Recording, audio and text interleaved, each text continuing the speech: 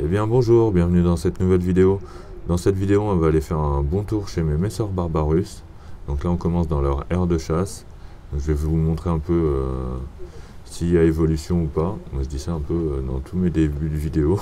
Donc voilà, là, je vais vous faire un petit tour de l'aire de chasse extérieure. Donc, commence à en reprendre possession là. Bon, il fait pas super chaud aujourd'hui. Il fait pas très beau. Il n'y a pas de soleil. Mais vous allez voir qu'il y a quelques fourmis là-dedans. Alors elles ont commencé, elles m'ont refait un beau cimetière là. Voilà, donc elles commencent à mettre tous les cadavres extérieurs.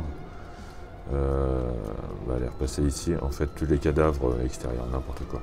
Tous les cadavres qui sont dans l'aire de chasse intérieure, elles commencent à me les ramener par ici.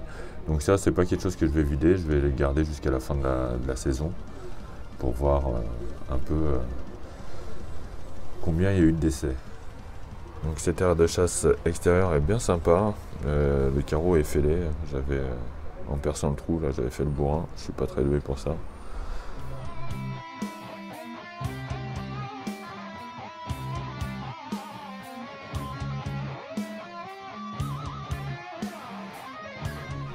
Là on peut en voir une qui est en train de faire une sieste. Je vais peut-être rajouter un petit peu de déco dans cette aire de chasse.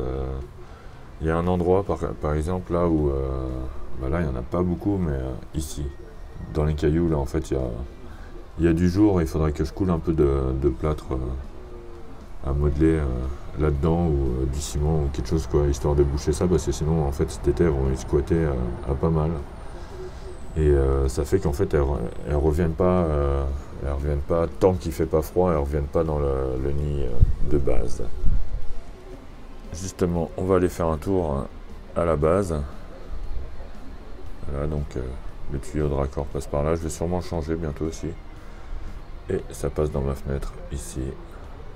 Et on va aller voir de l'autre côté. Voilà, le tuyau sort par ici. Donc il sort là. C'est un tuyau de 11 mm je crois. Il sort là et voilà, il va au nid principal en... D'ailleurs on peut en voir une qui sort là. Voilà. Donc là on est sur le nid principal.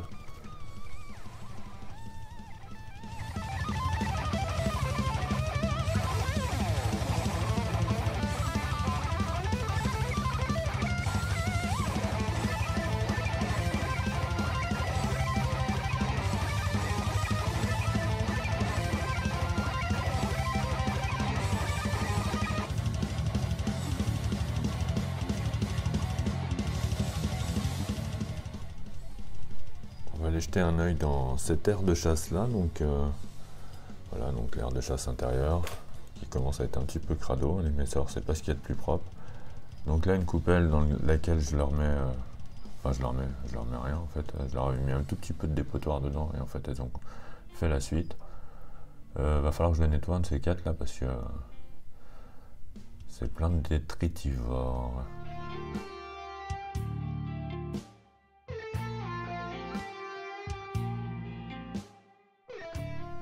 Là, on peut voir qu'il va falloir que je remplisse mon abreuvoir. Donc les Messor Barbarus ont besoin de boire pas mal d'eau. Donc ça les aide en fait pour mâchouiller les graines. Voilà. Puis bon, pour s'abreuver quoi, pour s'hydrater. Qu'est-ce qu'il y a ici? Une petite réunion.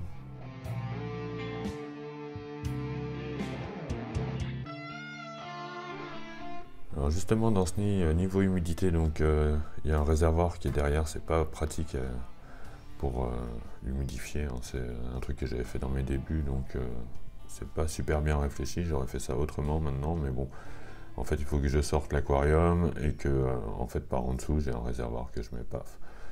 Bon ça va, c'est pas, ça affole un peu les fourmis, mais ça va, c'est pas la fin du monde, donc ça humidifie ce côté-là. D'ailleurs on peut voir qu'elles sont principalement par là. Alors ce qui est marrant c'est que c'est humidifié là, mais il y a toujours de la condensation ici. Toujours un peu de condensation. Bon, on va mettre les graines là, donc, et puis elles sont toujours là les graines, donc ça fait pas pourrir. Enfin voilà quoi, ça va. Et puis en plus c'est bien ventilé, donc voilà, il n'y a pas de problème de moisi ou quoi que ce soit. Là déjà on peut voir qu'il y a un peu de couvain. Il n'y a pas énormément de couvain, mais il y a eu, il y a ce qu'il faut, quand même, mine de rien. Hop, il y en a aussi ici. Voilà. Je leur donne pas beaucoup de protéines cette saison. J'ai envie que... En fait, j'ai envie qu'elles s'occupent surtout du tas de graines là, parce que ces graines-là, ça fait un moment qu'elles sont dedans. J'en avais mis beaucoup. On a toujours envie de leur mettre beaucoup parce que, bah voilà, en fait, une fois qu'il y a des graines là, elles sont toutes en train de s'appeler les unes entre elles c'est sympa à voir quoi.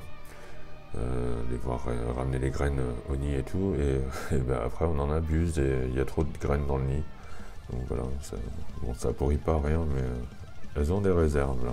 Donc je vais essayer, vu que j'ai envie de faire un peu des changements de graines et tout, tester d'autres choses, bah là je leur donne pas d'insectes, enfin un petit grillon vraiment, genre un grillon par semaine quoi. Ou un verre de farine par semaine, mais pas plus quoi. Donc bah, ça limite sûrement le développement aussi. Mais c'est pas trop grave, hein. Je suis en appartement, je vais pas...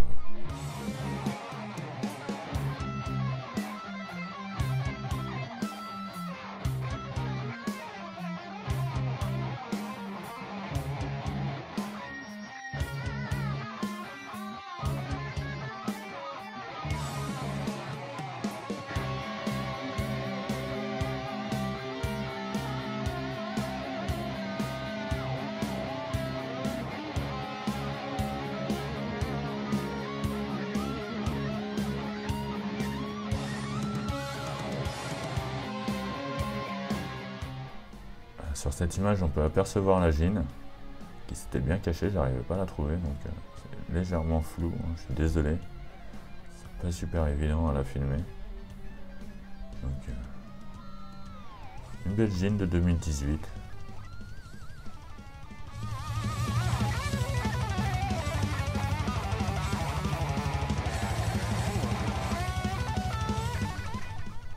Une belle grappe d'œuf.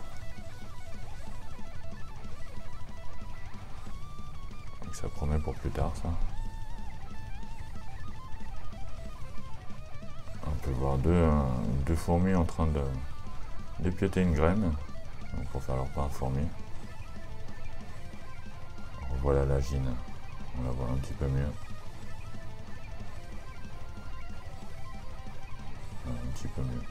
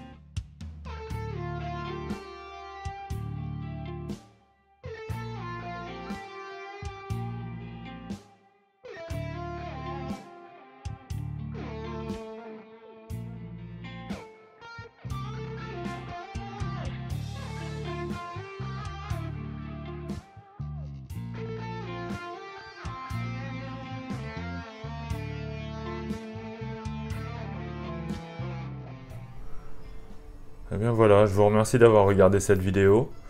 Donc bah voilà, c'était un petit tour de mes sœurs Barbarus. Pour la prochaine vidéo, je pense que je vais continuer comme ça dans les petits tours espèce par espèce, colonie par colonie en fait. Voilà, donc je vous remercie d'avoir regardé cette vidéo. Comme d'habitude, hein, vous pouvez liker, vous abonner, surtout abonnez-vous et puis mettez votre cloche, parce que les vidéos sortent aléatoirement. C'est selon la motivation, le temps que j'ai, donc voilà, et puis je préfère être bien motivé pour vous faire des vidéos sympas. Voilà, donc je vous remercie d'avoir regardé, et puis bah, je vous dis à bientôt. Allez, ciao!